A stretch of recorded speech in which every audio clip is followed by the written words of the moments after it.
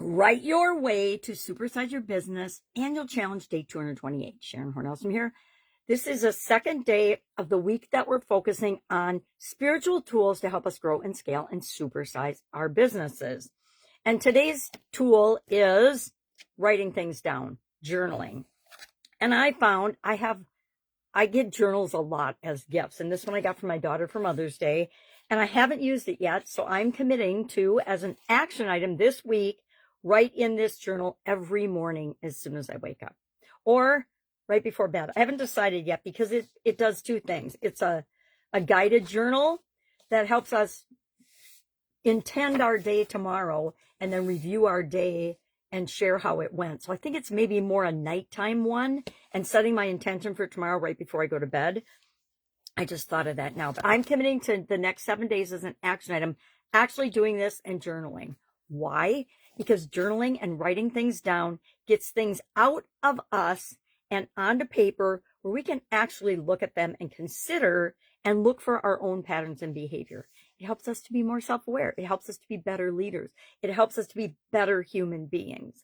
Journaling is a way to tap into and understand our thoughts, our fears, our hopes, our dreams, our connection to a higher power, God, the universe, your big you, like we talked about yesterday, big you, big me, little me. We all know, if we've given it any thought whatsoever, that there is something bigger than just our physical body here on the planet. And that we are somehow connected to some force, some energy much larger than just we are. A stream of consciousness writing is how I like to do it. I like to just set a timer for 10 minutes. And I guess I'll challenge you to do that too. If you're not a journaler or a writer, grab a notebook, grab a new notebook. I love to grab new notebooks. Not that I have one around here right now. I am literally surrounded by notebooks and journals all the time because I'm always writing things down. The more my vision has been a challenge for me, the more I write things down. Why? Because it reinforces them. If we're learning something new, it reinforces the learning in our mind and helps to store it in our subconscious in a way we can retrieve it someday. There's lots of different journaling techniques. If you're looking for a specific one, you can Google it. You could get a guided journal like me. You can just grab a blank notebook. You can grab a little plain flip book thing. Whatever works for you. You can type, but I don't think typing has the same connection to us as actually writing it out in our own handwriting. Now, keep in mind, nobody has to read this but you, and you don't even have to read it if you don't want. A secret I shared with the Supersize You community is that you can actually use AI now and talk to it. We've been able to use microphones and talk to things for a long time, but even Google has a Google Voice feature where you can just start talking and it will capture everything you say. So you could do it that way. And sometimes we'll get a better stream of consciousness by just talking it out than just writing it out. But I will tell you, there is something incredibly unseen and powerful about physically writing things down. It's why I'm such a believer in writing. Now, I keep other journals, so don't think that I haven't been practicing what I preach. I do gratitude journaling almost every day. I do all kinds of other types of things. I mostly do business type journaling to try to untangle and unwrangle different types of business problems and challenges that people face. It's really funny. I found in this journal, which I had gotten, I think I got it 2 years ago now.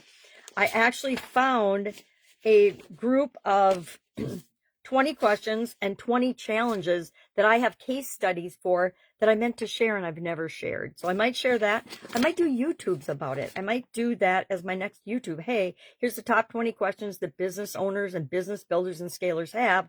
Here's the answers, and here's somebody and what they did to deal with that situation. So you have a real life example of how someone else, maybe in a similar industry or business as you, but maybe different. But just because we're in different industries doesn't mean we can't learn from one another. It's actually one of my secrets to helping people grow and scale their businesses so fast is by looking to different industries and saying, okay, well, this problem's been solved in 20 different industries before. Maybe you haven't solved it in your business, but look at all of these different solutions that people have found for this. Which one best suits your needs? Let's implement it immediately and then tweak it and make it our own. So some of those type ideas have come to me through journaling and writing things down and stream of consciousness. I think it's why I used to be such a gigantic list builder. I used to have at least a 400 item to-do list going in my computer at any given time. It's back when I was doing corporate and my businesses on the side. And along the way, it wasn't until after my cardiac arrest that I actually stopped doing that. I did that up until then. And then I realized that was not serving me very well because it put undue pressure on me to think that I never was done. I always had way too much to do for my personal capability and bandwidth. So I actually stopped doing that.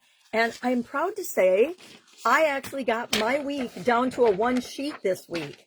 And I've been working with it. I've been working for about 3 weeks now with Claude to design my week out. It looks at my calendar and my schedule, puts all the key meetings and things that I have on that as checklists. And then my 3 revenue generating activities are on the top. And I have to document that I did them every day or that I didn't do them every day. And then I better have a good reason or a lesson that I can learn. Maybe I am setting too ambitious a goal for that particular area. Maybe I'm not setting an ambitious enough goal, but I won't know that if I don't write it down and actually look at it and pay attention to whether it's working for me or not. So what are we going to do for a challenge today? I challenge you today for sure to set a timer for 10 minutes. Hello, Marge Rhodes. And actually just free write. Whatever pops into your head, start writing it down. And do it for 10 minutes and then look and see what you got. Because it'll help you tap into a stream of consciousness that you weren't even aware of. Guess what? I think 90% of what goes on in our mind and in our head and in our subconscious, we have no clue about. And the only way to get a clue is to have a strategy to tap into that. And writing is a way to do that. Like I said, I'm committing to the next 7 days, since we're doing a whole week of spiritual tools that can help us to grow and scale our business. I'm going to use this journal my daughter gave me, and it's got a section for capturing what happened today. I guess I could share the questions if I grabbed a magnifying glass. It says, how did you take care of yourself today? Because guess what? If you don't take care of yourself, you're not going to have a business. A good thing that happened was, because we should look for the good things that happen in every day, even on our worst days. Bad things have happened, yeah, but good things have happened on that same day as well.